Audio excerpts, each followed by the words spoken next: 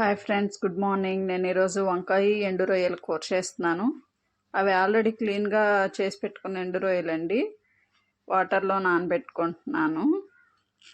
నానితే ఎండు రొయ్యల్లో ఉన్న ఇసుక మట్టి అదంతా వాటి నుంచి సపరేట్ అయిపోయి అడుగుకి వెళ్ళిపోతుంది.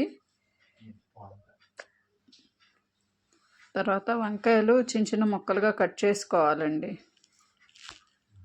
వంకాయలు ఎండు రొయ్యలు కాంబినేషన్ చాలా బాగుంటుంది.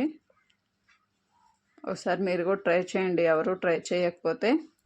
వాటర్లో కొంచెం కల్లుప్పు తీసుకుంటున్నాను, ఎందుకంటే వంకాయ ముక్కలు నల్లబడిపోకుండా వేస్తారు కదా, అందుకని నేను కూడా తీసుకుంటున్నాను.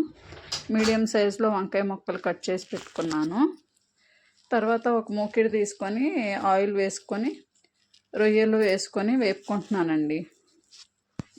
ఆల్మోస్ట్ రొయ్యలు గోల్డెన్ బ్రౌన్ కలర్లోకి వేగిపోయాయి. తీసి పక్కన పెట్టుకొని దాంట్లో తాలింపు దినుసులు కూడా ఇంకా సేమ్ అదే ఆయిల్లో తాలింపు దినుసులు కూడా వేసుకుంటున్నాను. అవి వేగిన తర్వాత ఉల్లిపాయ ముక్కలు వేసుకుంటున్నాను.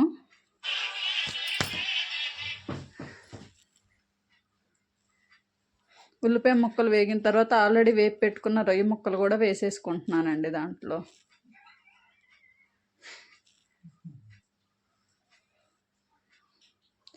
అవి వేగిన తర్వాత ఆల్రెడీ మనం కట్ చేసి పెట్టుకున్న వంకాయ ముక్కలు వేసుకున్నాను. అవి వంకాయ ముక్కల్లో కొంచెం సాల్ట్, ఒక చిన్న స్పూను పసుపు వేసుకున్నాను. అవి బాగా మగ్గిపోయిన తర్వాత కారము, ధనియాల పొడి, మునగాకు పొడి ఇవన్నీ వేసుకున్నాను. మునగాకు పొడి వేసుకున్నా కానీ టేస్ట్ చాలా బాగుంటుంది. గ్రీన్ కలర్లో కనిపించేది అదే అండి మునగాకు పొడి. ట్రై చేయండి.